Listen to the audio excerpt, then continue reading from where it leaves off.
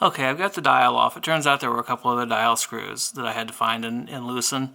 And because they were so tiny, I had to look at the watch movement through an eye loop to do it. And that means having my head about 2 inches away from the movement so it wouldn't fit under the camera. So I had to do that off camera. The next thing we need to do, I've put the movement into a movement holder. And this is the back side of the movement.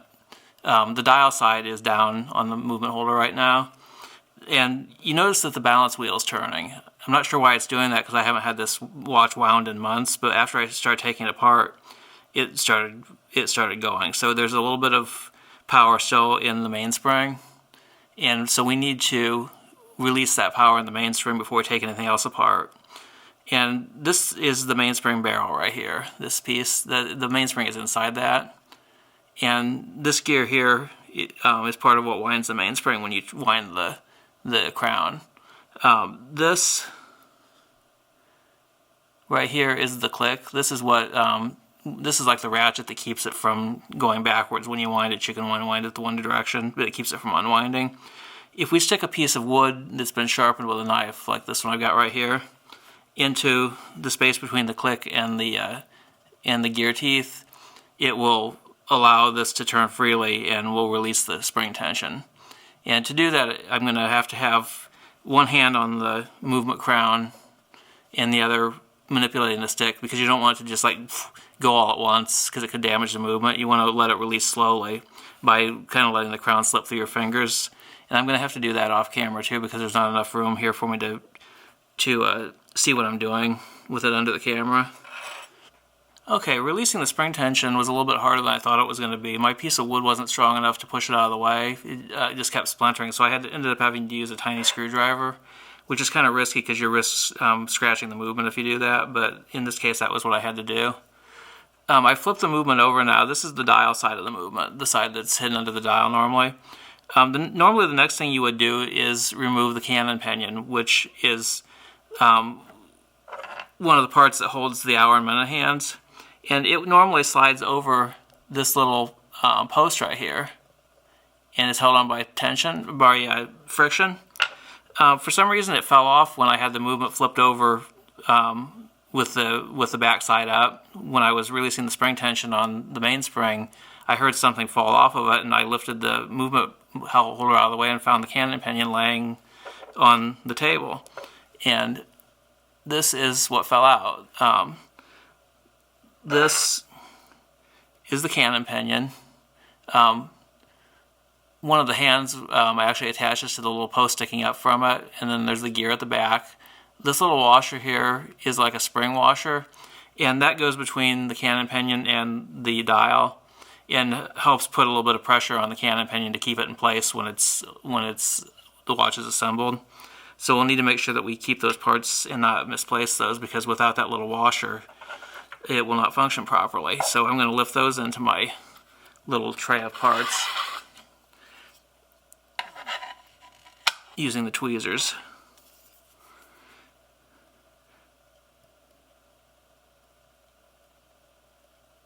To remove the canon pinion, normally you would use either a canon pinion puller, which is a special tool made for that, or you can use a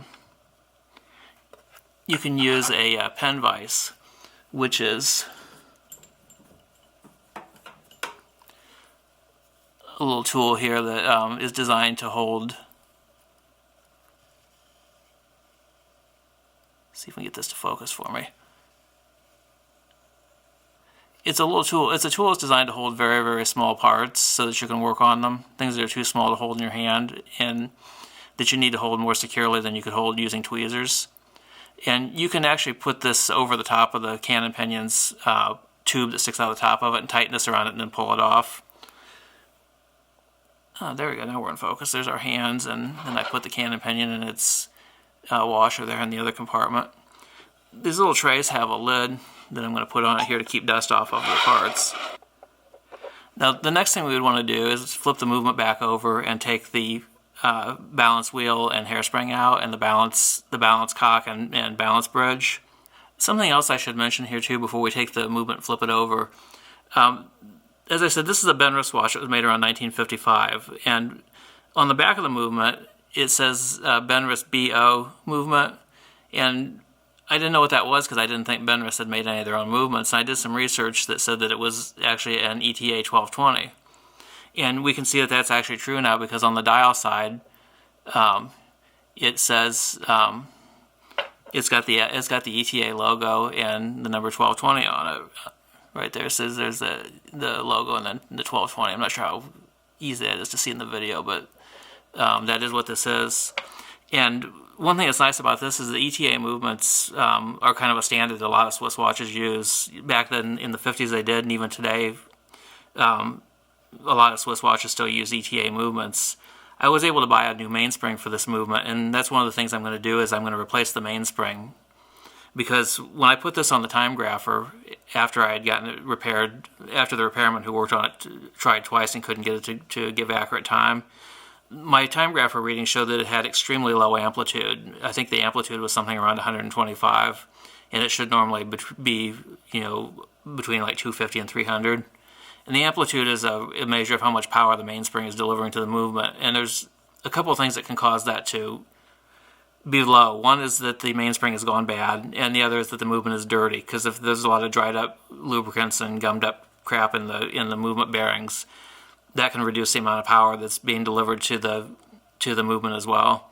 And I suspect that he didn't clean it properly and didn't replace the mainspring, because replacing a mainspring is a standard part of a watch service. If it's possible to replace the mainspring, if one's available, you should always put a new one in whenever you service a watch, even if the mainspring's not really a problem. That way the watch has been restored basically to new condition.